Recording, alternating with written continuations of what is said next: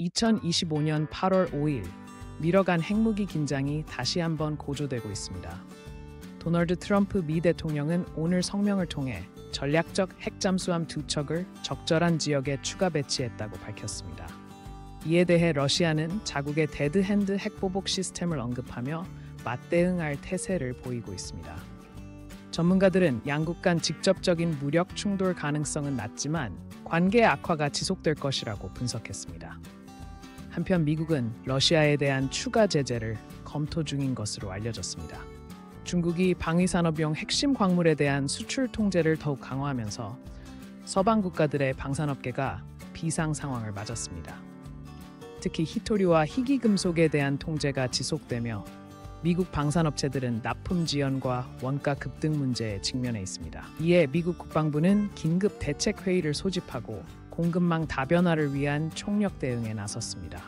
업계 관계자는 중국의 이번 조치가 방위산업 생산 라인에 상당한 차질을 빚을 것이라고 우려를 표했습니다. 대만이 미국의 반도체에 대한 20% 관세 부과 계획에 강력히 반발하며 협상을 지속하고 있습니다. 대만 경제부 장관은 미국의 무역확장법 232조 조사가 완료되지 않은 상황에서 관세율이 결정된 것은 부당하다고 주장했습니다. 현지 언론은 20% 관세가 대만 기업들의 대미 투자 유인 등을 고려하지 않은 조치라고 비판했습니다. 대만 정부는 미국과의 협상을 통해 관세 인하를 이끌어내기 위해 외교적 노력을 강화할 계획입니다. 미국의 관세 수입이 전년 대비 2배 가까이 증가하며 정부 재정에 상당한 도움을 주고 있는 것으로 나타났습니다. 전문가들은 관세가 중독적인 수입원이 되어 차기 정부에서도 유지될 가능성이 높다고 분석했습니다. 특히 최근 10년간 약 2조 달러의 관세 수익이 예상되며 이는 미국 정부의 부채 완화에 크게 기여할 전망입니다. 백악관 관계자는 무역 불균형 해소를 위한 관세 정책의 효과가 입증되고 있다고 강조했습니다. 나렌드라 모디 인도 총리의 9월 일본 전승절 참석 계획이 국제사회에서 논란을 일으키고 있습니다. 일부에선 인도와 일본의 전략적 동반자 관계 강화라고 평가하는 반면 다른 측에서는 과거 일본과 싸운 아시아 국가들에 대한 모욕이라고 비판하고 있습니다. 특히 중국과 파키스탄은 강력히 반발하고 있으며 달라이 라마 후계 문제 등으로 이미 갈등 중인 상황에서 이번 사태가 지역 긴장을 더욱 고조시킬 것이라는 관측이 나오고 있습니다. 4일 뉴욕 증시는 연준의 금리 인하 기대감이 확대되며 전반적인 강세를 기록했습니다. 다우존스는 1.34%, S&P 500은 1.47%, 나스닥은 1.95% 각각 상승하며 마감했습니다. 특히 기술주들이 시장을 선도했으며 저가 매수세가 유입되며 투자자들의 심리가 개선된 모습입니다.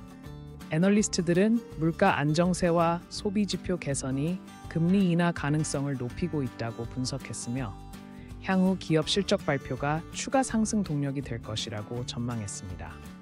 주요 산유국들의 증산 합의가 이루어지면서 국제 유가가 하락했습니다. 4일 9월물 인도분 서부 텍사스산 원유는 배럴당 66.29달러에 거래되며 전일 대비 1.54% 하락했습니다.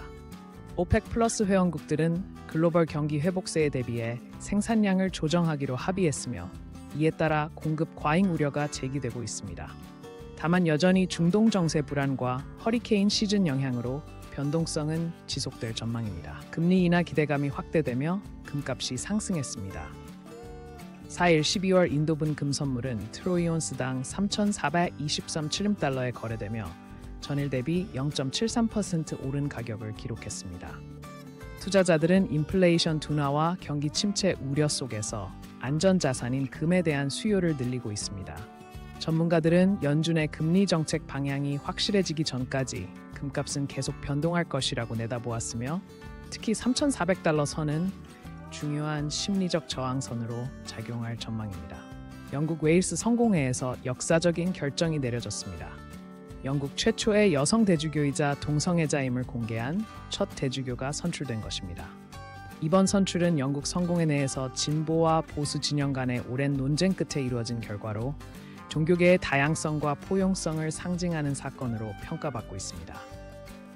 새로 선출된 대주교는 모든 신자들의 화합을 이끌 것이라고 강조하며 사목 활동 계획을 발표했습니다. 아르헨티나의 심각한 경제 위기가 계속되는 가운데 수도 부에노스아이레스시에서는 거리에 쓰레기 컨테이너를 뒤지는 행위에 최대 90만 페소, 약 90만 원의 벌금을 부과하기로 했습니다. 현재 아르헨티나의 최저임금이 월 32만 페소에 불과한 상황에서 빈곤층이 급증하며 이런 행위가 늘어나자 당국이 강경 대응에 나선 것입니다. 인권단체들은 정부가 경제 문제 해결보다 빈민 처벌에 집중하고 있다며 강력히 비판하고 있습니다.